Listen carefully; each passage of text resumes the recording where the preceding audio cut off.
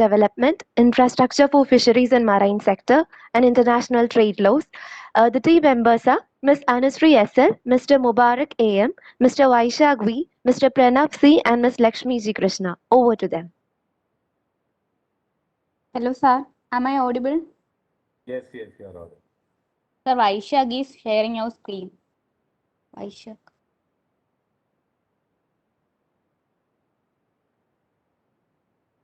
I think she has to be given the screen share option. Vaishak. Yes, I will just. Sure. Yes, sir. I am Lakshmi. First, I'm Mcom Law Economy student. First of all, I thank the Commerce Department for giving a wonderful opportunity to present an online section on Union Budget 2022-23. I am hereby to present the intro section. According to Article 1112 of the Indian Constitution, the Union Budget of the year, also referred to as the Annual Financial Statement, is a statement of the estimated recipients and expenditure of the government of that particular year. Focusing about the Union Budget 2022-23, this is the fourth budget of the Modi government presented by our Honorable Finance Minister on 1st February as part of the 25-year led up to India's 100-year independence. Mainly, the aim of the budget is about to harness the momentum that has made India the fastest growing large economy, targeting new growth opportunities in the green economy and tech industries. From this budget, our topics include the first one, social welfare and development, is presenting by Ansri MR. Second one, infrastructure for fisheries and marine sector by Ansri SL. And the final one, international trade laws by Vaishak. And the concluding section, Mubarak. I hand over the section to Ms. Ansri for presenting her topic about social welfare and development. Thank you, Lakshmi. Myself, Anusri MR. Let us move on deeply to the topic of my presentation, social welfare and development. Let's present the slide. Yeah. Empowerment Ministry, which caters to the welfare of the backward classes and those with disabilities, was allocated 13,134 crore in the budget.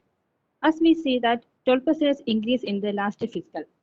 And amount of rupees 1,19,222 crore have been allocated for the Department of Environment and rupees 1,212 crore for the Department of Persons with Disabilities.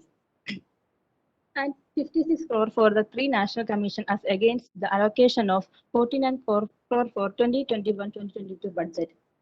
And certain crucial schemes of the ministry like Smile, Seed, PM Daksh Yojana and self-employment scheme for rehabilitation of manual scavengers saw a budget cut. Here, Smile scheme means it is supported for marginalized individuals for livelihood and enterprises.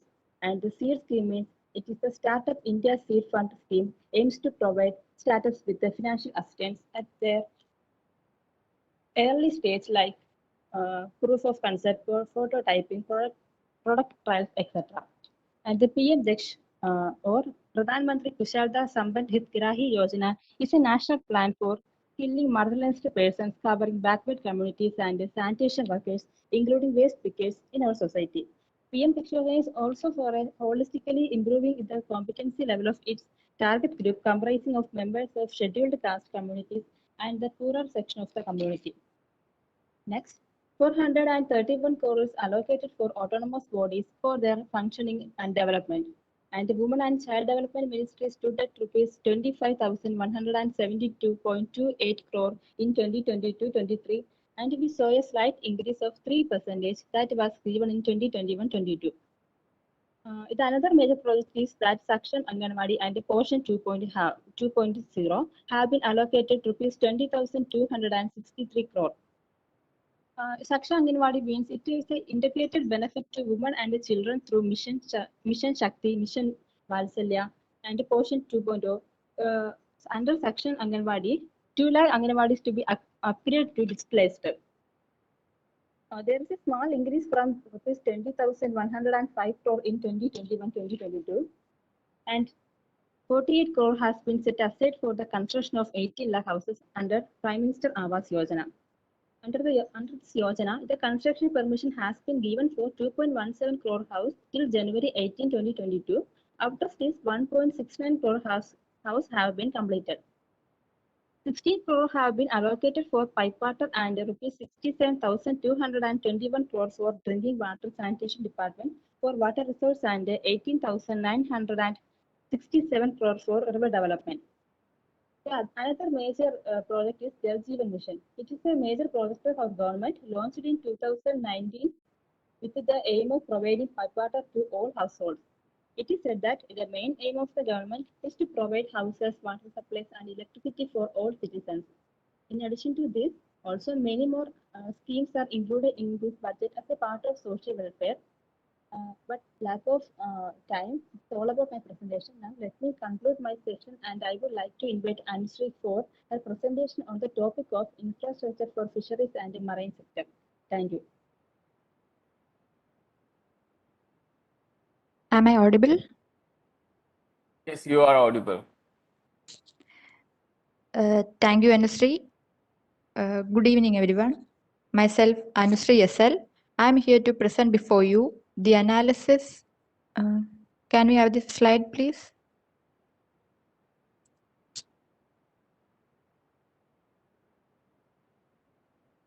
Vaishya. I am here to present before you the analysis of the Union Budget 2022-23 regarding the area infrastructure for fisheries and marine sector. Before that, I'd like to introduce to you the concerned department, that is the Fisheries Department. The Department of Fisheries is one of the two departments under the Ministry of Fisheries, Animal Husbandry and Dairying. It came into existence with effect from 5th February 2019. Until then, the department came under the purview of the Ministry of Agriculture and Farmers' Welfare. So, with the creation of the new ministry, both the departments under it will have significantly higher budget allocation than the previous years.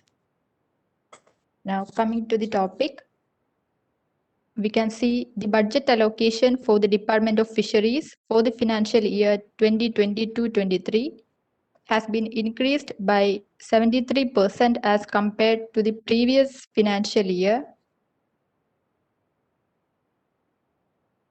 The main emphasis is on setting up seaweed seed banks and facilitating marketing of seaweed and to accelerate its cultivation, and also to open up additional livelihood opportunities for fisher women. Then to modernize the fishing harbors and landing centers, thus to ensure higher value for the catch of the marine fishermen. And special importance is given to encourage the fishermen to take up aqua sports and fish tourism. This will help them to find an alternative livelihood, especially during the period of fishing ban. Then next slide, please. Then rupees 650 crores has been allotted for the Deep Ocean Mission.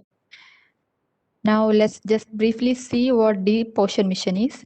This is an Indian initiative to undertake the deep ocean exploration focused on India's exclusive economic zones and continental shelf. The primary aim of the mission is to explore and extract polymetallic nodules. And also the allocation for the OSMART scheme has also been increased. Coming to the term OSMART, it stands for Ocean Services Modeling, Application, Resources and Technology. It is an umbrella scheme that was approved by the Cabinet Committee in 2018. OSMART aims at ocean research and setting early weather systems. This scheme covers a total of 16 sub-projects addressing ocean developing activities. So these are the main areas of fisheries and marine sector focused by the current budget. To conclude, fishing sector in India, as we know, is a major industry employing about 14.5 million people and contributing to 1.07% of the total GDP of India. India ranks second in aquaculture and third in fisheries production. Hence, although a fisheries department exists under the Ministry of Fisheries, Animal Husbandry and Dairying, a standalone fisheries ministry and a fisheries council is imperative for the welfare of the fishing community in the country. So that's all about my topic. Thank you all. Now I am handing over my session to Vaishak to present his topic, International Trade Laws. Thank you.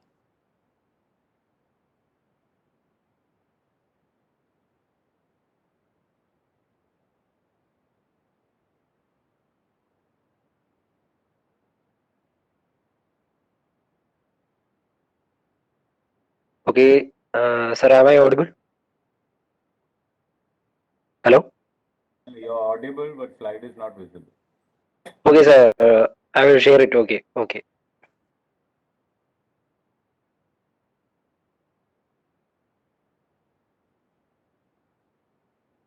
Okay, thank you, Anushree. Good evening, everyone. I'm Vaishak. I'm here to share with you something related to the budget analysis regarding international trade laws. So let me start. As per the 2022-23 Union Budget, the Finance Ministry decided to replace the Special Economic Zone Act with a new legislation that would enable the state to become partners in development of enterprise and service hubs. It will cover all large existing and new industrial enclaves to optimally utilize available infrastructure and enhance competitiveness of exports. Let's discuss about special economic zones. A special economic zone is an area in which the business and trade laws are different from the rest of the country. Special economic zones are located within a country's national borders, and their objectives include increasing trade balance, increasing employment opportunities, increasing investment, and also facilitating effective administration. The ministry also decided to introduce reforms in customs administration of special economic zones. That is to make it completely IT driven and the functions on the customs national portal with a focus on fair facilitation and only risk based checks. This reform will be implemented by September 30, 2022. The changes regarding special economic zones are expected to factor in the Baba Kalyani panel report. The Ministry of Commerce and Industry constituted a committee headed by Mr. Baba Kalyani, the chairman and MD, Bharat Forge Limited, in June 2018 to study the existing special economic zone of India and prepare a policy framework to adopt strategic policy measures which helps India to capitalize on global growth opportunities while developing in its own highly competitive manufacturing and service base. The committee has recommended moving away from exports to more integrated hub for employment and economic activities supported by quality infrastructure and ease of doing business.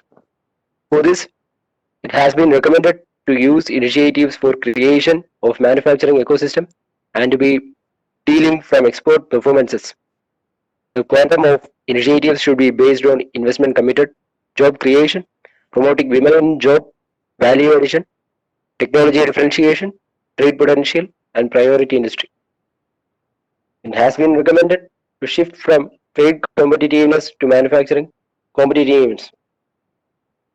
The committee also has recommended allowing domestic supplies in rupee or payments to be made in rupee when enclaves deal with areas outside the zone and move away from incentive linkages from exports so that the condition of net foreign exchange is not required.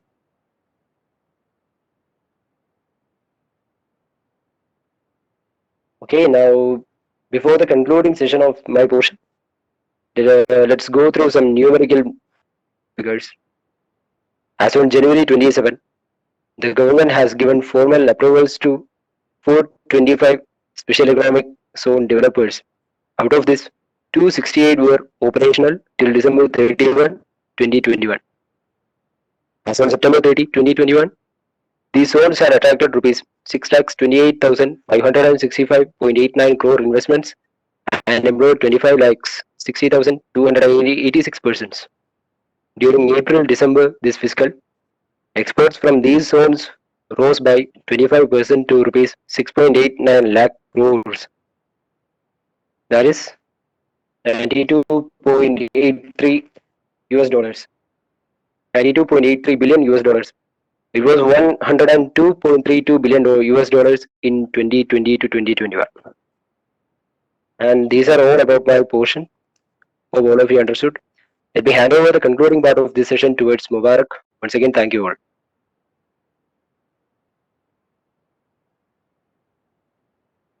Myself, Mubarak. Hello, everyone. Good evening. I hope all of you know about each topic presented by our group members. So I begin the conclusion part of our seminar. In conclusion, bearing these initiatives, Union Budgets 2022 and 23 was neutral for most sectors. It comes back of yet another year of COVID disruption, which impacted the rural economy. It also led the government increasing its welfare spending in rural India by 40% over the budgeted figure, expanding the fish production and the value addition, fish handling and showcasing in seaside regions, creating new business and encouraging aquaculture. The Pradhan Mantri Matsya Sampad Yojana, the implementation of this project has been very fruitful. It requires a blue revolution, namely 2.0, with a greater emphasis on digital advancements for optimal pre and post production process.